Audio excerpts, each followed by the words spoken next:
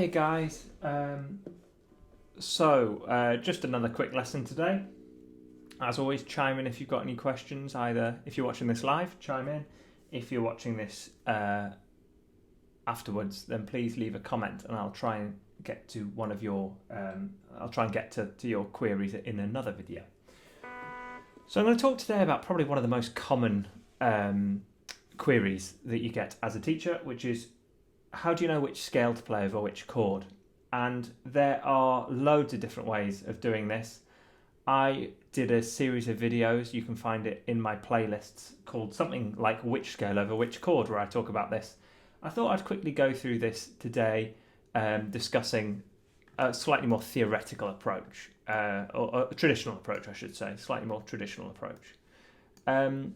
So really, what we need to be aware of is that as a jazz player, we are playing pretty much probably about 10 different progressions that we've got, really, that we'll see on a common basis.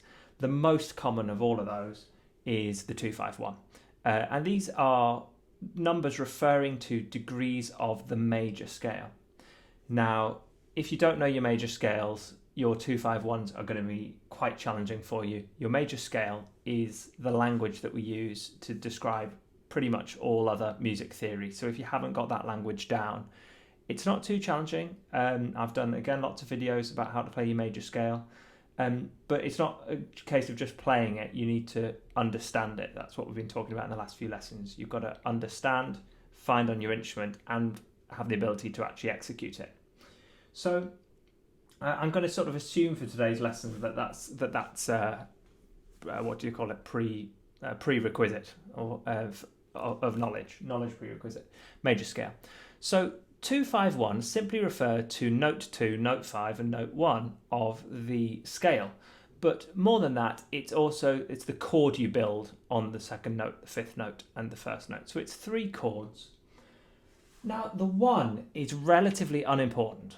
The challenge here is the 2 and the 5. So we're just going to talk about the 2 and the 5 today. That's what I've got, these 2 rows here, or 2 columns, I suppose. My 2s and my 5s. And the reason we use numbers instead of using specific letters is that these numbers can apply to any scale. There are only 12 major scales because we only have 12 notes available to us.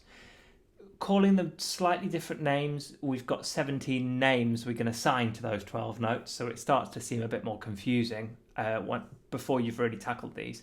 But once you dive in, you go, oh, there's only 12 places I can play this scale. 12 starting notes. So for the sake of theoretical ease today, let's, as always, like we like to, sorry, my chair's wobbly here, let's talk in the key of C. So in the key of C, we have the notes C, D, E, F, G, A, B. Okay, so if I count on my fingers, where am I doing this? There we go. We've got C. Oh, I'll use this finger. C is 1. D is 2. So there we go. So we've got our 2 and our 1. C, D, E, F, G. G is 5. Okay, so we're interested in the note D, G, and C. The camera's the wrong way around. So we've got D, G, and C. These are the most common, and some slightly less common, combinations of 2, 5, and 1. The type of 2 chord and the type of 5 chord is your best indicator, although depending on who's edited that particular edition, they're not always very well labelled. But let's assume that it's been well edited and you see these indicators. The type of 2 chord and the type of 5 chord is what tells you which scale to use. So we'll start with the most common one. A minor 7 on the 2, so in this case from D minor 7 followed by a G7. Okay? D minor 7 followed by a G7 would sound like this.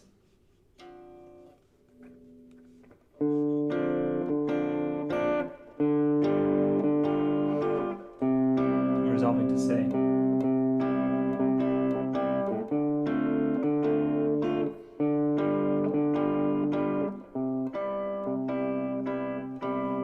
And we can play just the major scale over that one. The major scale of chord 1. So that, remember, 1 was C. So I'm going to be playing C major over all of those.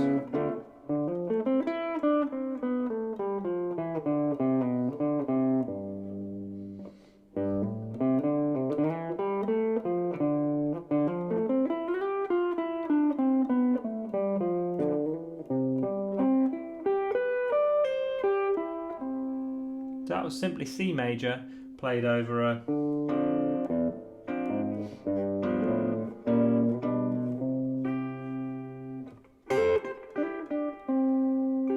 bog standard 2-5-1.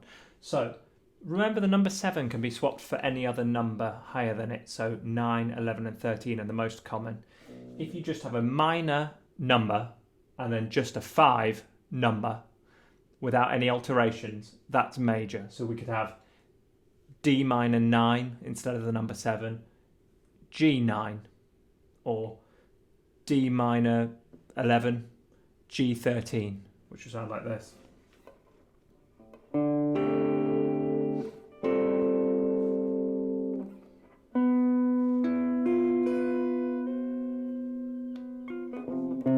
Sorry.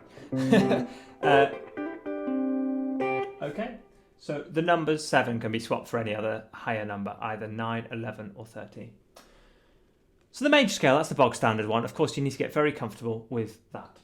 Next up, your second indicator, and this is the most common minor 2-5-1, which you see in traditional tunes, is minor 7 flat 5 on the 2, otherwise called a half diminished. So if you see a minor 7 flat 5, you know straight away it's going to be harmonic minor. Followed by a 7 flat 9. Again, if you see a flat 9 or a flat 5, you are definitely harmonic minor. Now that's not to say you can't also play other scales over it as well for fun. We'll talk about that in a second. But the theoretically correct scale is the harmonic minor. So that 2-5-1 would sound like this if this was D minor 7 flat 5 to G7 flat 9.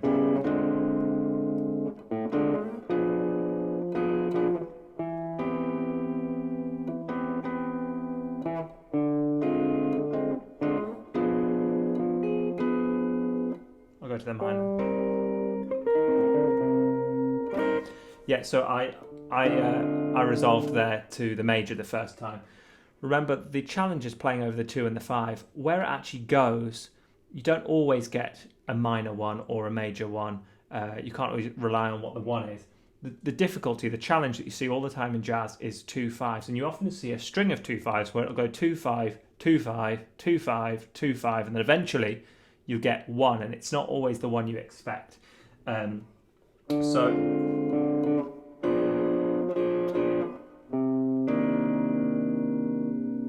So that would be a harmonic minor. And if you see a 7 flat 5, sometimes called half diminished, 7 flat 9, you are definitely in harmonic minor. Those are telling you, please play harmonic minor. Okay. Next up, melodic minor. Very rare that you see a melodic minor 2-5. But if you did see one, it would be a minor 7, in this case D minor 7, followed by, it would probably be called an augmented chord, a sharp 5 chord, whatever you want to call it, because it's technically actually a flat 13 chord, but it's got such a unique sound that we associate with the whole tone scale. So if you see a whole tone on the 5th, then you can play melodic minor, which would sound like this.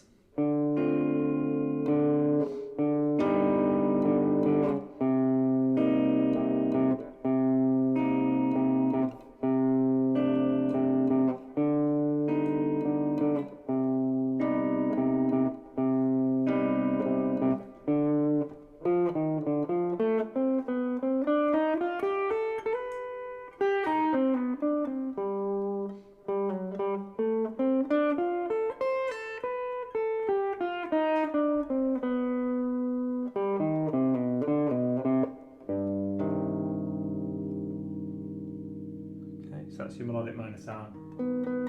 That major 7 in it. Great sound. It's got that James Bond. Okay, so you very rarely see those, but if you do see an augmented chord, it's a pretty Well, I was going to say it's pretty dated sound actually, but I suppose the melodic minor is becoming trendy.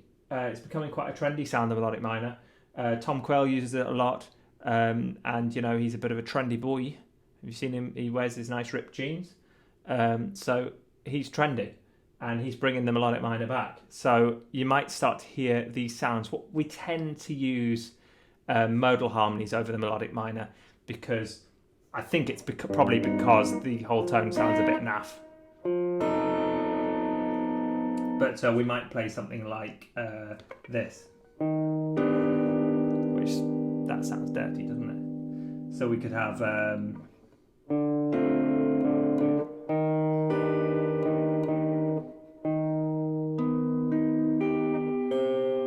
those sort of sounds. That's just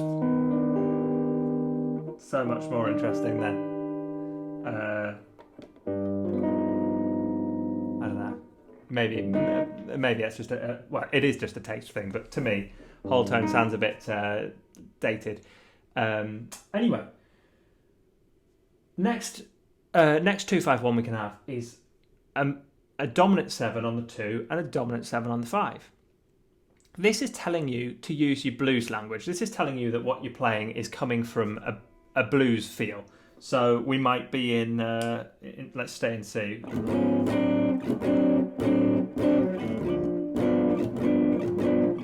And it'll probably resolve to a 1-7 as well.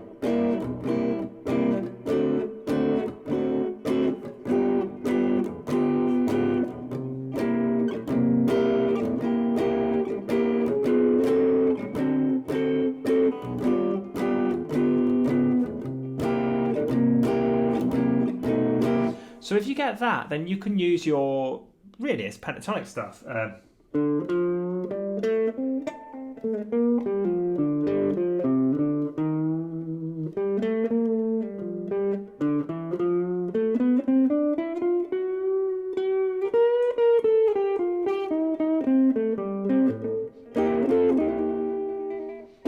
Okay, so you can hear how that gives you that bluesy language. There's a great video of George Benson playing over, I think it's George Benson. Yeah, it is George Benson. Playing over rhythm changes, I Got Rhythm. And he's talking about how you can play blues over I Got Rhythm. Well, as you possibly know, the middle section of I Got Rhythm is all, it's a series of dominant chords, one after another. And each one you can just go...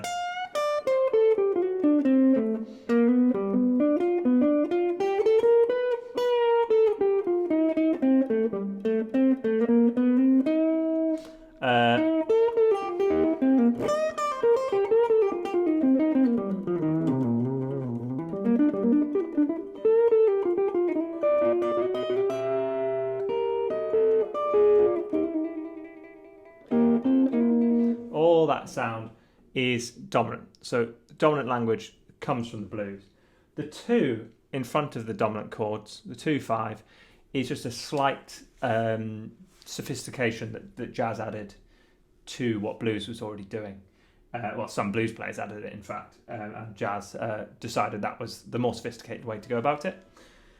And then finally, we've got the altered scale. Now, the altered scale would be a minor 2, and then the 5 would be altered in some way. Basically, anything other than a flat 9, you can play altered. Now, you can play altered on a flat 9 as well, but if you see a flat 9, you know that the correct scale is the harmonic minor. But if you see anything else on the 5, any other alteration, something sharpened, something flattened, then you can play the altered scale. So, on that point, let's talk about some other scales you could use instead. So the harmonic minor is the first one. For the harmonic minor, because we've got this flat 9, you can use the diminished scale, the half whole diminished. For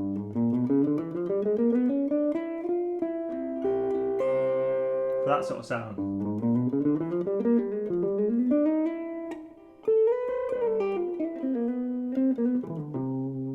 Okay, that gives us a really nice...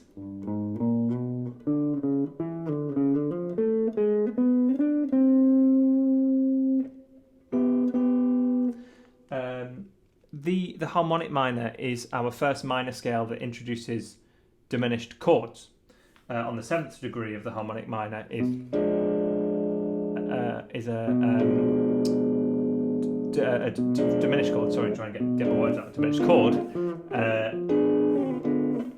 can slide around. So the harmonic minor, although it's not a diminished scale, it creates very diminished sounds. So that means we can introduce our diminished there.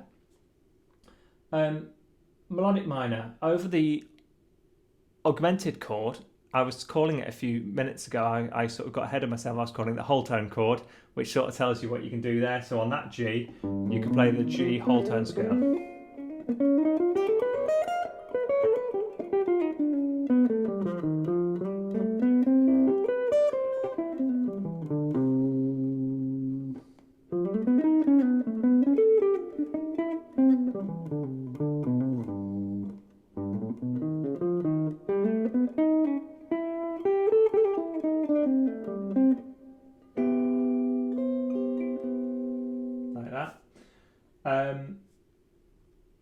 This blues language can be used over all of the others.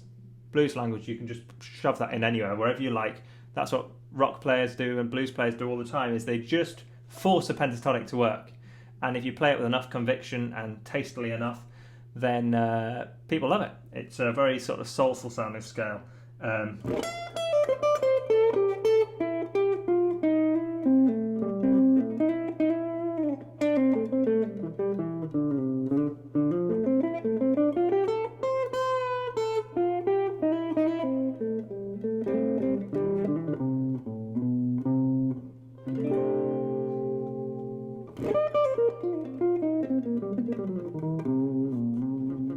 All those sounds come from blues language. I wasn't playing strictly pentatonic there, but get the idea. And same on the altered scale is we can use the blues language, but we can also use the diminished language on an altered. Just to remind you of an altered scale, whatever the 5 is, so in this case it's G, the altered looks like you are playing the melodic minor scale, careful I say this right, a semitone up. So semitone up from G is G sharp or A flat. So you're playing A flat melodic minor, but you're playing it in a G way, as in your phrases start and end on the notes of a G chord.